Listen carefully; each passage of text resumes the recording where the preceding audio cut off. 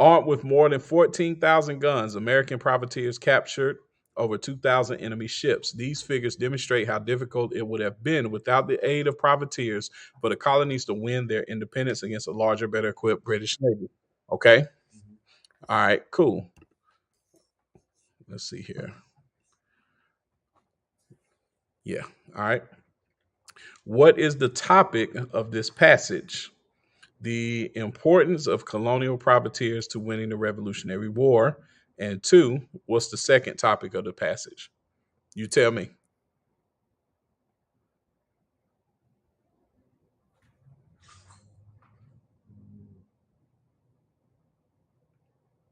What was the main point, right? Yeah, what's the topic of the passage? Yeah, what's the other one? I gave you the first one is the importance of colonial privateers to winning the Revolutionary War. The second was the fact that American privateers captured well over 2,000 ships. Yes, sir. Right. Yep. So they give you both of those to choose from. Mm-hmm. Choice one is correct, right? That's a better answer. And that's what you're looking for. Because sometimes they'll have answers that are real close, but you got to always ask yourself, is that the best possible? And when you answer a question like this, you say, is that the best possible answer? All right. If they're giving you multiple choice. All right. Choice one is correct. Main point of the passage is that privateers were crucial to the colony's success in their war for independence. The number of ships captured by privateers, referred to in choice two, is used to support that point. So that's what we mean when we start talking about central idea. So the central idea is how important the privateers was. The evidence that supports it is they captured well over 2,000 enemy ships. So you got to be able to read a paragraph, read a passage, and be able to say, okay, the main point is this, as supported by this. So then on top of that, that means you got to be able to define what's supporting what. So this are like the ending or something like that. No, like you said, the conclusion of the whole thing, not the conclusion as it's the last sentence, but the conclusion of, okay, you know, let's see what we'll say. Um, you know, 3 students came to the school today, and the instructor was very happy that they came. Right? All right, cool. You have to, and then you say, all right, when they came in, he greeted everybody. He had a lot of energy. He was very positive. We went live. We did this. We did that. But what's the main point of all of that? The what they had and the students came to class. Well, all of those are supporting. Or, But the central idea is the instructor was happy that the students came today. yeah, See what I'm saying? yeah. So that's all you're doing. In any passage that they give you, it don't matter how complex it seems. It's all just central idea, and then you got stuff that supports it. That's all. Yeah, it trust me, you ain't it ain't nothing that they're gonna make overly complicated about that. Once you get the hang of it, you just got to get the hang of it. That's all that come down to. All right. One skill needed to understand social studies information is the ability to draw conclusions from what you read or see. This skill requires you to go beyond what is directly stated and make an inference about what is meant or implied. So you just saying, okay, well, what's the real meaning behind it? What are they really saying? Right? That type of thing. Okay. So next, we got a graph. Which of the following conclusions can be drawn based on this graph? Let's break the graph down because you said that's what you was having trouble with, right? Okay, so tell me everything that you see in this graph.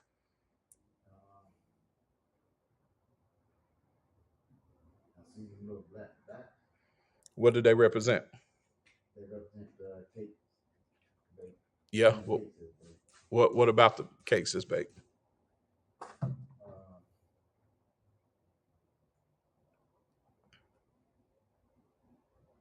It look like what about it is Yeah, just tell me what it say right there.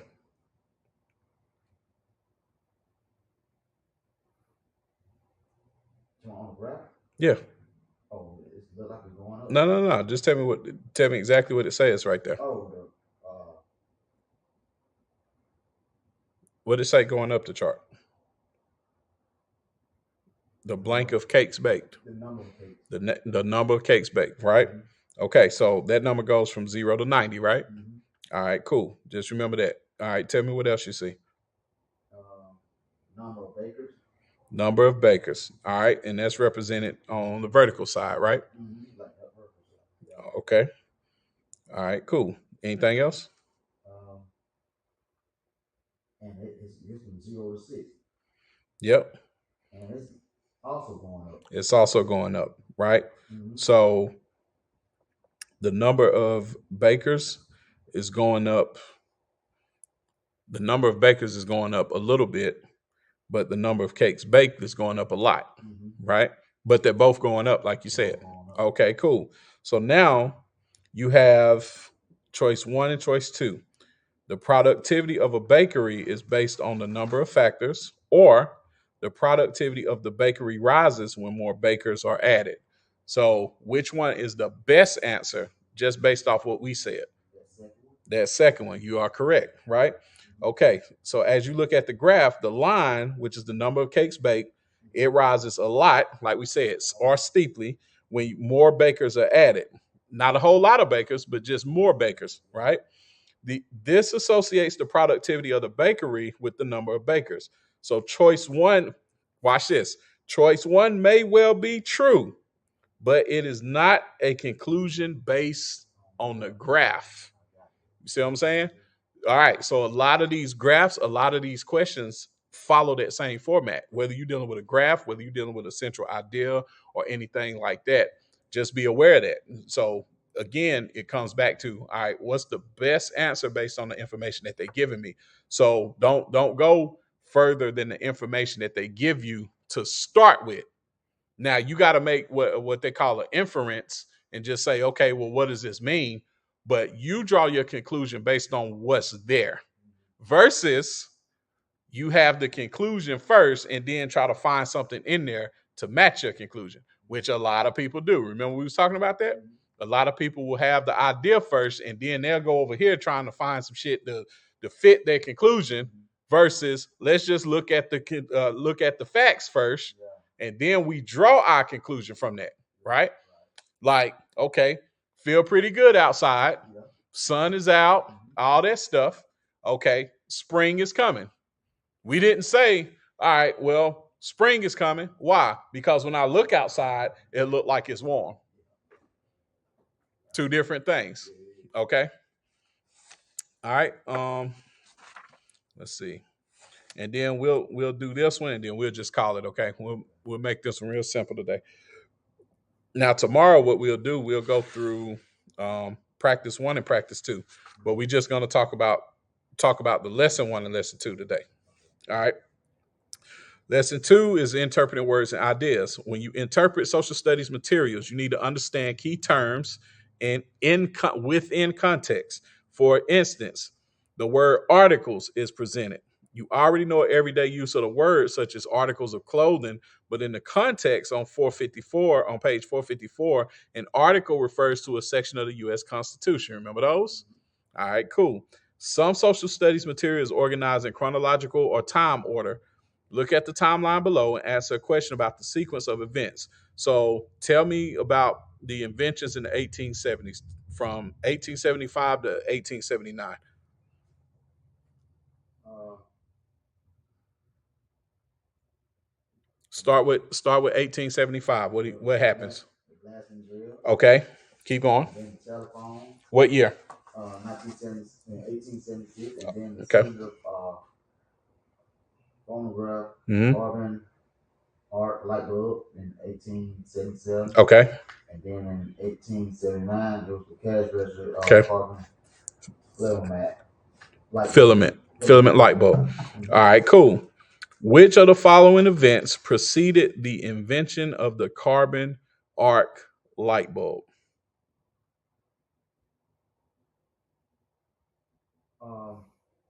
Not 18. Oh, what invention? Mm-hmm. Uh, And preceded means came before. So, which of the following events came before them? okay. Okay. The invention of the telephone.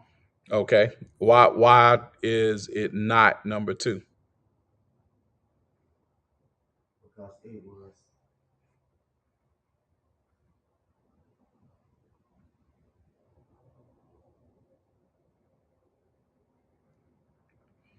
It was after. Because it was That after. was after. That's right.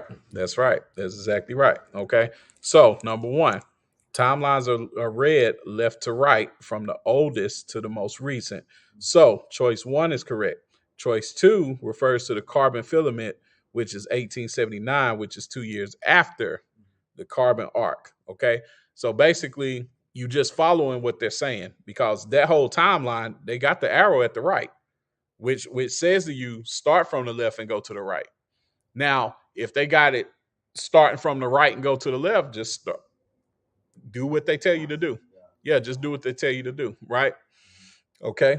Another way that social studies material is organized is by cause and effect, which is another way of saying what resulted from this action or what made this event happen. Okay. So we're going to read this paragraph and we're going to practice that part. Okay. You ready? All right. The prices of goods and services, remember that? The prices of goods and services are determined by the relationship between supply and demand. When supply exceeds demand, sellers must lower prices to stimulate sales. This is verbatim what we read, right? All right. On the other hand, when demand exceeds supply, consumers bid up the prices as they compete to purchase items or services that they desire. You want me to read the paragraph again? All right. The price of goods and services are determined by the relationships between supply and demand. When supply exceeds demand, sellers must lower prices to stimulate sales. On the other hand, when demand exceeds supply, consumers bid up prices as they compete to purchase items or services that they desire. Based on the theory of supply and demand, under which of the following scenarios would prices be most likely to rise? A, the demand for a product exceeds that product supply, or B, producers and sellers advertise a product in order to stimulate demand for that product. Now let's break down your article, okay? So, prices in goods and services determined by supply and demand. When supply is higher, the sellers got to lower the prices. So when you got you know 10 barbers, one client, you got to lower the price to get that client. But when you got 10 clients, one barber, what that one barber going to do? They're going to raise that price. Okay. So based on the theory of supply and demand, which scenarios would prices most likely to rise? The demand for a haircut is higher than the supply for the haircut, or barbers advertise a product in order to stimulate demand for that product because they don't have any. So which one is it? That's where prices will most likely be to rise. I'll say it again. We'll do choice one, right? So the demand for a product exceeds that product supply. So the demand is I need a haircut. And a lot of people saying I need a haircut. And you got one barber versus number two, you got all of us saying, oh man, we need to advertise more because we ain't got no heads up in here. Which scenario is the price going to rise? That first one. That's right. Because according to the law of supply and demand, prices rise when demand is higher than the supply. So what you have to do there, it don't matter what it is. It could be haircuts, it could be water, it could be books, it could be shoes, it could be cars, it could be whatever, right? You say, all right, what's the demand? What's the supply? When demand is higher, higher prices. Okay. So that means when supply is lower, higher prices. Okay. When supply is higher, that means demand is lower. Then you just say either one of those scenarios, prices are going to go down because It's more, it, we got too much stuff. We got to lower these prices to sell it off. Okay. All right. Let's see. Choice two, describe a situation in which producers and sellers advertise to stimulate demand for their product, but without knowing whether the supply is limited, we can't conclude that this would cause the price to increase. All right. So those the two lessons we're dealing with today. Determine central idea and draw conclusions. And lesson two, interpret words and ideas. Okay. We're gonna go through all these because they had like 5 points. All right. And let me make sure I say this right. Let's see.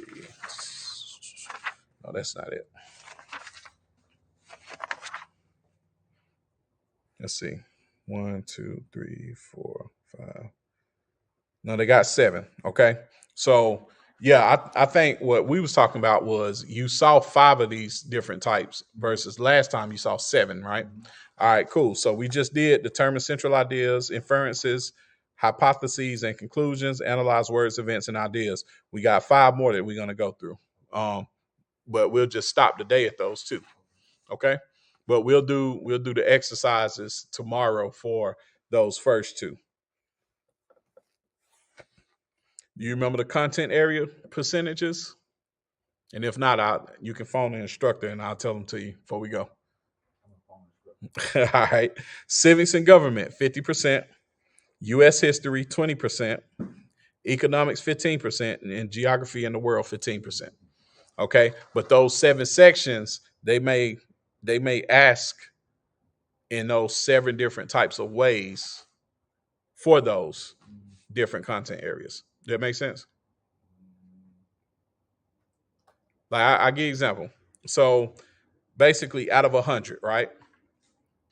50 of those questions would be civics and government. Out of those 50 questions, they got seven different ways that they can ask you the question. So two of them we just went over, which is determine central ideas and analyze words, events, and ideas.